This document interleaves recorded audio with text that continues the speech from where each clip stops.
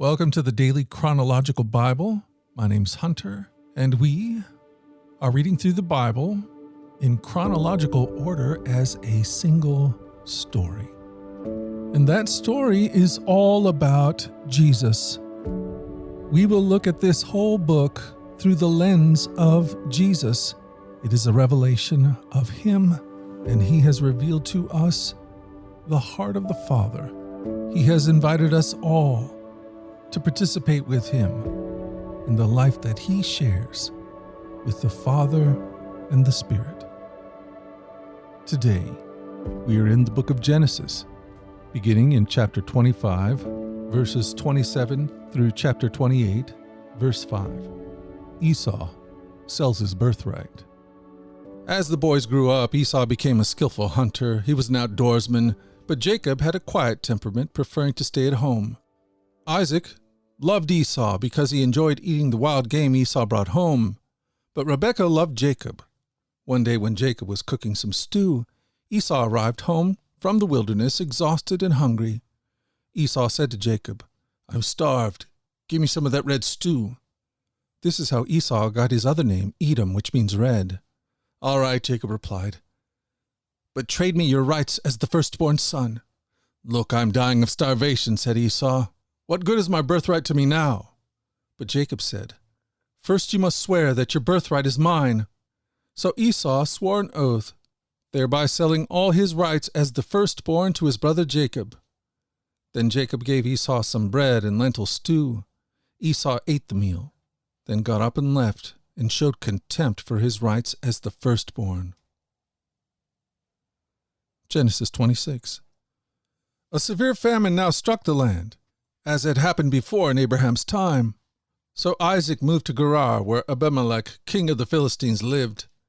The Lord appeared to Isaac and said, "Do not go down to Egypt, but do as I tell you. Live here as a foreigner in this land, and I will be with you and bless you. I hereby confirm that I will give all these lands to you and your descendants, just as I solemnly promised Abraham your father. I will cause your descendants to become as numerous as the stars of the sky, and I will give them all these lands, and through your descendants, all the nations of the earth will be blessed. I will do this because Abraham listened to me and obeyed all my requirements, commands, decrees, and instructions." So Isaac stayed in Gerar. When the men who lived there asked Isaac about his wife Rebekah, he said, "She is my sister." He was afraid to say, "She is my wife." He thought they would kill me to get her because she is so beautiful. But sometime later, Abimelech, king of the Philistines, looked out his window and saw Isaac caressing Rebekah. Immediately, Abimelech called for Isaac and exclaimed, "She is obviously your wife. Why did you say she is my sister?" "Because I was afraid someone would kill me to get her from me," Isaac replied. "How could you do this to us?" Abimelech exclaimed. "One of my people might easily have taken your wife and slept with her, and you would have made us guilty of great sin." Then Abimelech issued a public proclamation, "Anyone who touches this man or his wife will be put to death." When Isaac planted his crops that year, he harvested 100 times more grain than he had planted, for the Lord blessed him. He became a very rich man, and his wealth continued to grow. He acquired so many flocks of sheep and goats, herds of cattle, and servants, that the Philistines became jealous of him. So the Philistines filled up all of Isaac's wells with dirt. These were the wells that he had dug by the servants of his father Abraham. Finally, Abimelech ordered Isaac to leave the country. "Go somewhere else," he said, "for you have become too powerful for us." So Isaac moved away to the Gerar Valley, where he set up their tents and settled down. He reopened the wells his father had dug, which the Philistines had filled in after Abraham's death. Isaac also restored the names Abraham had given them.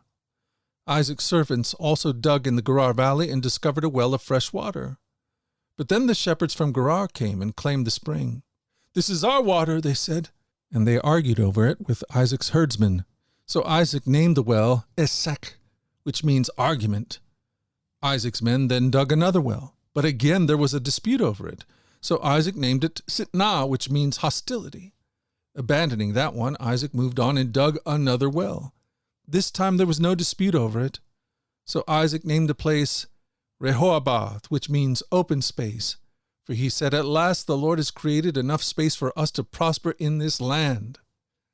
From there, Isaac moved to Beersheba, where the Lord appeared to him on the night of his arrival. "I am the God of your father Abraham," he said. "Do not be afraid, for I am with you and will bless you. I will multiply your descendants, and they will become a great nation.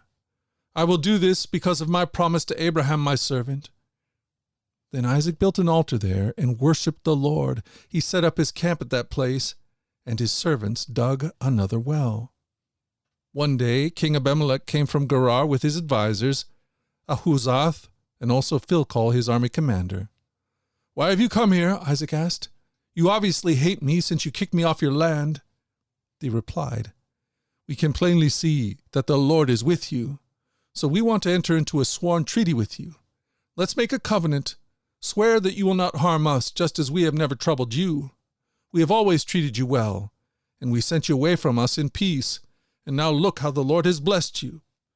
So Isaac prepared a covenant feast to celebrate the treaty, and they ate and drank together. Early the next morning they each took a solemn oath not to interfere with each other. Then Isaac sent them home again, and they left him in peace.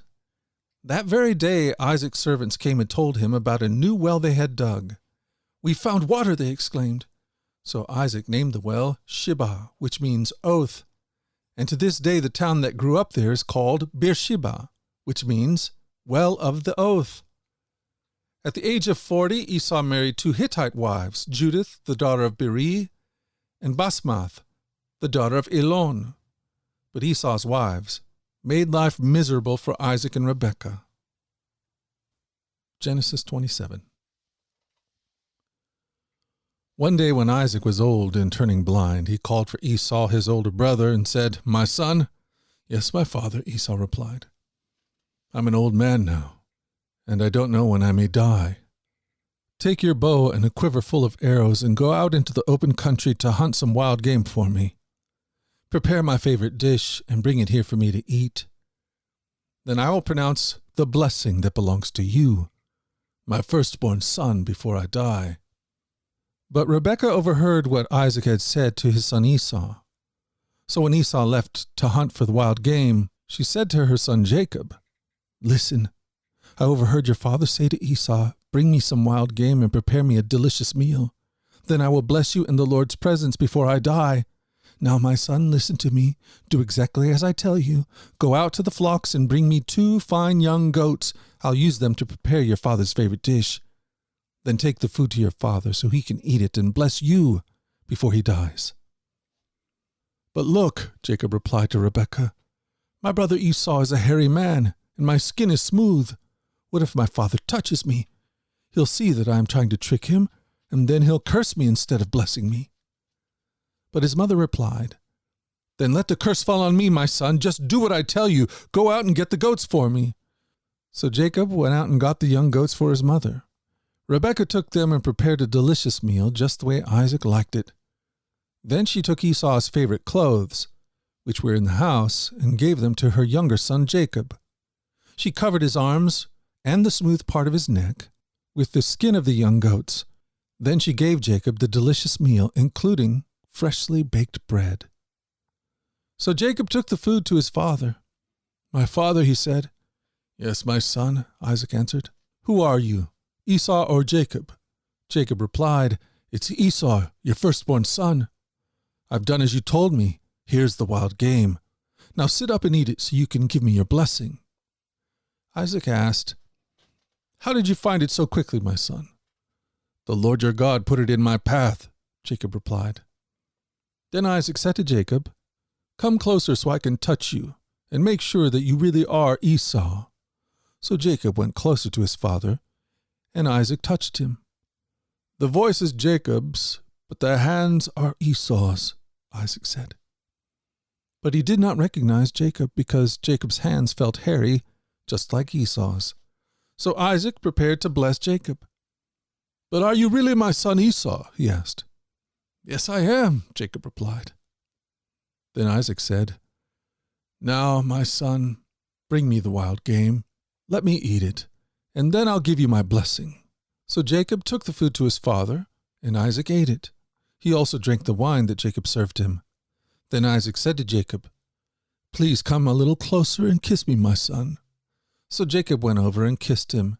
And when Isaac caught the smell of his clothes, he was finally convinced, and he blessed his son. He said, the smell of my son is like the smell of the outdoors, which the Lord has blessed. From the dew of heaven and the riches of the earth, may God always give you abundant harvests of grain and bountiful new wine. May many nations become your servants, and may they bow down to you. May you be the master over your brothers, and may your mother's sons bow down to you. All who curse you will be cursed, and all who bless you will be blessed. As soon as Isaac had finished blessing Jacob, and almost before Jacob had left his father, Esau returned from his hunt. Esau prepared a delicious meal and brought it to his father. Then he said, "Sit up, my father, and eat my wild game, so you can give me your blessing." But Isaac asked him, "Who are you?" Esau replied, "It's your son, your firstborn son Esau." Isaac began to tremble uncontrollably and said, "Then who just served me wild game? I have already eaten it, and I blessed him just before you came, and yes, that blessing must stand." When Esau heard his father's words, he let out a loud and bitter cry. "Oh, my father, what about me? Bless me too," he begged. But Isaac said, "Your brother was here, and he tricked me. He has taken away your blessing." Esau exclaimed, "No wonder his name is Jacob, for now he has cheated me twice. First he took my rights as the firstborn, and now he has stolen my blessing. Oh, haven't you saved even one blessing for me?" Isaac said to Esau, "I've made Jacob your master, and have declared that all his brothers will be his servants. I've guaranteed him an abundance of grain and wine. What is left for me to give you, my son?" Esau pleaded, "But do you have only one blessing? Oh, my father, bless me too." Then Esau broke down and wept. Finally, his father Isaac said to him, "You will live away from the riches of the earth, and away from the dew of heaven above. You will live by the sword, and you will serve your brother. And when you decide to break free, you will shake his yoke from your neck."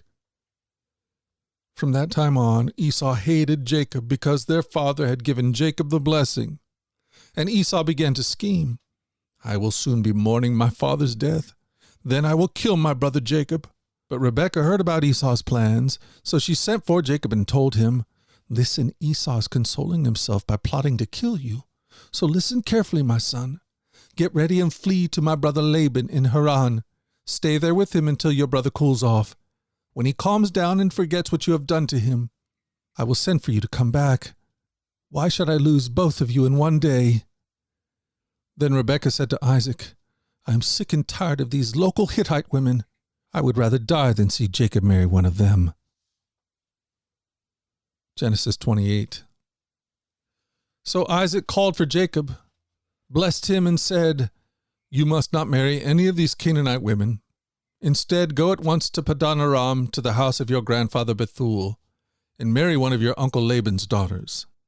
May God Almighty bless you and give you many children, and may your descendants multiply and become many nations. May God pass on to you and your descendants the blessings he promised to Abraham. May you own this land where you are now living as a foreigner, for God gave this land to Abraham." So Isaac sent Jacob away, and he went to Padan Aram to stay with his uncle Laban, his mother's brother, the son of Bethuel the Aramean. Genesis 25, verses 27 through chapter 28, verse 5. This is the word of the Lord. The Daily Chronological Bible, Day 9. Join us at our flagship podcast, The Daily Radio Bible, where we read through the entire Bible over the course of a year. In our daily reading and meditation, we open our hearts to the God who is love.